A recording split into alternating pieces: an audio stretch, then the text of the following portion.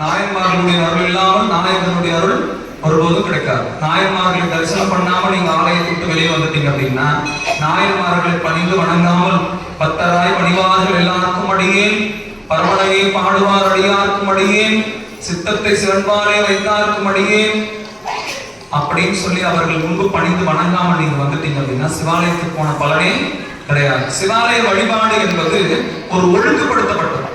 நேரம் போய் கருவறையில சாமி பார்த்துட்டுலாம் போக முடியாது. சிவாலய வழிபாடு ஒரு ஒழுங்குபடுத்தப்பட்டது. முதல்ல என்ன பண்ணணும்? இல்லத்திலிருந்தே நம்மை தூய்மை செய்துக்கணும். புறம் தூய்மை, நீராடிட்டு திருநீர் பூசணும். இல்லத்திலிருந்தே நம்ம கோயிலுக்கு போறோம்ன்றத மனதில் சிந்திச்சுட்டே வரும். கோயில் இருக்கக்கூடிய மூர்த்தங்களை, கோயிலுடைய அமைப்பினை மனசில் கொண்டு வந்து இறை சிந்தனையாகவே ஐந்து சொல்லிட்டே தான் கோயில் போறோம். அருகாமையில கோயில் இருந்ததுன்னா நடந்தே தான் வரும். ரொம்ப தொலைவில் இருந்தாதான் வாகனத்துல வரும். அருகாமையில கோயில் இருந்ததுன்னா நடந்தே வரணும். வெறுங்கையோடு வரக்கூடாது. பூசக்கூடியில நம்முடைய தோட்டத்தில் பறித்த மலர்கள், நம்முடைய தோட்டத்தில் விளைந்த தேங்காய், நம்முடைய தோட்டத்தில் விளைந்த பழங்கள் அப்படி எதுவுமே கிடைக்கலையா? ஒரு அருகம்புல்லாவது, ஒரு எருக்கம்பூவாவது, ஒரு துன்பப்பூவாவது, ஏதாவது ஒரு மலரையாவது என்ன பண்ணணும்? கையில பறிச்சுட்டு வரணும். வெறுங்கையோட சிவாலயத்துக்கு வரக்கூடாது. ஏன்? கையில நீங்க அந்த மலரை எடுத்துட்டு வரும்போதெல்லாம் இது சாமிக்கு, இது சாமிக்கு, இது சாமிக்கு. தொடர்ந்து என்ன ஆகும்? நமக்கு சாமி சிந்தனையே வரும். இது சாமி கொண்டு போறோம், இது சாமி கொண்டு போறோம். பத்திரமா இது சாமி கொண்டு போறோம். கசங்காம பார்த்துக்கோ, சாமி கொண்டு போறோம். பாடாம பார்த்துக்கோ, சாமி கொண்டு போறோம். அப்ப தொடர்ந்து நாம் இறை சிந்தனையிலே இருக்கிற அந்த பூ, ஒரு பூ உதவுதா, ஒரு பூ உதவுதா. அப்ப அந்த பூ கொண்டு வரோம். அப்படியே உள்ள கையில சாமிக்கு இருக்கக்கூடிய பூ அப்படி கசங்காம வாடாம தாங்கிட்டு வரணும். பெரிய கோயில்கள்ல பெரிய கோபுரம் இருக்கும். ராஜகோபுரத்தையே சிவலிங்கமாக கருதி தலைமையில் கைகூப்பி தென்னாடுடைய சிவனே போற்றி, எந்நாட்டவர்க்கும் இறைவனா போற்றி, அண்ணாமலையும் அண்ணா போற்றி, கண்ணார் முத கடலே போற்றி, ஏகம்பத்துரை எந்தாய் போற்றி, பாகம் பெண்ணூர் ஆனாய் போற்றி, காவாய் கனக திரளே போற்றி, கைலை மலையானை போற்றி போற்றி சொல்லி ஸ்தூலலிங்கம் என்று பெரியோர்களால் அடையாளம் காட்டப்பட்டிருக்கக்கூடிய ராஜகோபுரத்தை தலைமையில் கைகூப்பி வணங்கணும். அப்புறமா ஆலயத்துக்குள்ள வந்து பலிபீடத்தின் முன்பாக சாஷ்டாங்கமா விழுந்து வணங்கணும். இன்னைக்கெல்லாம் நம்ம கோயில்ல விழுந்து வணங்குறதையே ஒரு பெரிய வெட்கமாக கிடந்துரும். ஏன்? புது ட்ரெஸ் போட்டு வந்திருக்கிறேன், கல்யாணத்துக்கு வந்தேன், அழுக்காயிடும், பட்டு புடவை கட்டிட்டு வந்திருக்கிறேன், கோயிலே அசுத்தமா இருக்கு. கோயில் அசுத்தமா இருந்தா யார் காரணம்? நீங்களும் நானும் தான் காரணம். கோயில் அசுத்தமா இருந்தா யார் காரணம்? நீங்களும் நானும் தான் காரணம். அப்ப தூய்மை பண்ணணும். பலிபீடத்தின் முன்பு விழுந்து வணங்காமல் நீங்கள் கோயிலுக்கு போய் என்ன புண்ணியமும் கிடையாது. முடிசார்ந்த மன்னனா இருந்தாலும், இந்த தேசத்தையே ஆளக்கூடியவரா இருந்தாலும், முதலமைச்சரானாலும், பிரதம மந்திரியானாலும், யாராக இருந்தாலும் சிவன் கோயிலுக்குள்ள வந்தா பலிபீடத்தின் முன்பு விழுந்து வணங்கணும். பெண்களாக இருந்தா பஞ்சாங்க நமஸ்காரம், 5 உறுப்பு வணக்கம். ஆண்களாக இருந்தா அஷ்டாங்க நமஸ்காரம், 8 உறுப்பு வணக்கம். 8 உடல் உறுப்புகளும் நிலத்தில் தோய விழுந்து வணங்கணும்.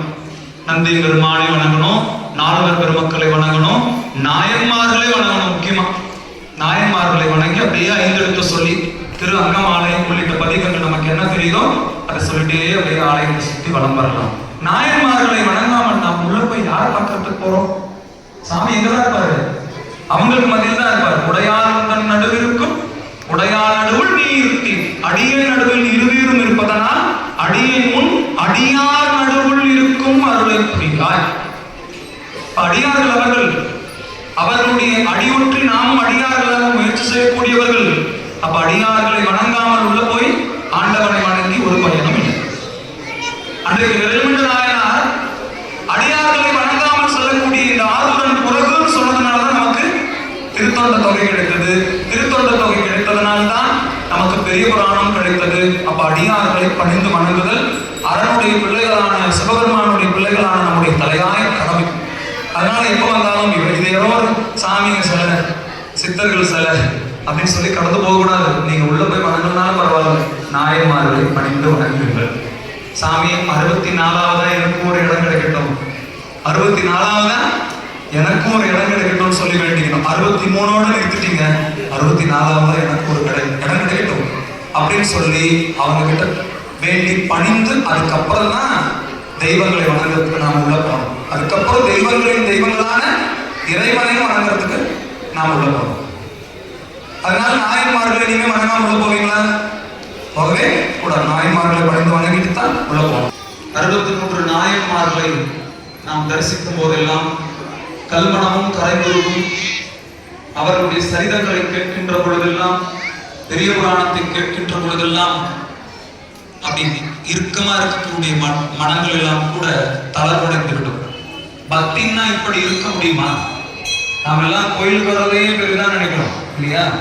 கோயிலுக்கு வர்றதையே, சாமி கும்பிட்றதுக்கு ஒரு நாள் வர்றதையே பெரிய பக்தியா நினைக்கிறோம். ஆனால் இறைவனுக்காகவே வாழ்ந்தவர்கள், பக்திக்கு இலக்கணம் புரியாமல் இந்த மண்ணுலகில் மக்கள் இருப்பார்களே என்ற நிலையை உணர்ந்து இறைவன் கைலாயத்திலிருந்து இப்படி மனித தெய்வங்களாய் அனுப்பி எப்படியெல்லாம் பக்தி செய்ய முடியாது என்று மனித குலம் கருதியதோ அப்படியெல்லாம் பெரிய புராணம் என்ற ஒரு நூலின் வாயிலாக 63 நாயன்மார்களுடைய வரலாற்றை நாம் புரிந்து கொள்ள இறைவன் இந்த அருள் செயல்கள் எல்லாம் செய்திருக்கின்றார். இப்படி கூட பக்தி செய்ய முடியுமா?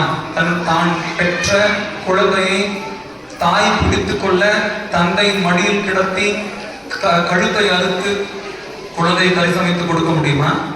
முடியாது. எம்மை தீண்டுவீராயின் திருநீலகண்டம் என்று சொன்ன வார்த்தைக்காக வாழ்நாள் முழுவதுமே, இளமை காலம் முழுவதுமே ஒருவரை ஒருவர் தீண்டாமல் வாழ முடியுமா? வாழவே முடியாது. 6 நாள்ல இதோ இறைவன் என்று அந்த சொல்லை கேட்ட 6 நாள்ல தன்னுடைய கண்ணையே பிடுங்கி சிவலிங்க திருமேனிக்கு அர்ப்பணிக்கக்கூடிய அளவுக்கு அந்த நிலமான உயர்ந்த பக்தி நமக்கு கிடைக்குமா அப்படின்னா கிடைக்காது. அப்படியெல்லாம் வாழ்ந்திருக்கின்றார்கள். வாழ்ந்ததற்கான அடையாளம் இந்த மண்ணுலகில் இந்த தமிழ் மண் செய்த புண்ணியம். இந்த 63 நாயன்மார்களை நாம் எந்த சிவாலயத்துக்கு போனாலும் உள்ள கருவறையில சாமி வணங்குறீங்களோ இல்லையோ, அம்மனுடைய சன்னதியில் அம்மனை வணங்குறீங்களோ இல்லையோ, விநாயகரை தரிசனம் பண்றீங்களோ இல்லையோ, முருகரை தரிசனம் பண்றீங்களோ இல்லையோ, பைரவரை தரிசனம் பண்றீங்களோ இல்லையோ, முதல்ல ஒரு சிவாலயத்துக்குள்ள போன உடனே வழிபடத்தின் முன்பு விழுந்து வணங்கிவிட்டு ஆலயத்தை சுற்றி வாருங்கள். கட்டாயமாக பெரிய சிவாலயங்களில் எல்லாம் 63 நாயன்மார்களுடைய திருமேனி இருக்கும். முதல்ல நாயன்மார்களை வணங்குங்க. ஏன் தெரியுமா? நாயன்மார்களை வணங்குகின்ற பொழுது அவர்கள் யாரை வணங்கி கொண்டிருக்கின்றார்களோ அப்பெருமானை வணங்கியதாக பொருள். இறைவனை மட்டும் வணங்கிட்டு நம்ம நாயன்மார்களை தரிசனம் பண்ணல வணங்கலாம் அப்படின்னா நம்ம சிவாலயத்துக்கு போய் எந்த பயனுமே கிடையாது.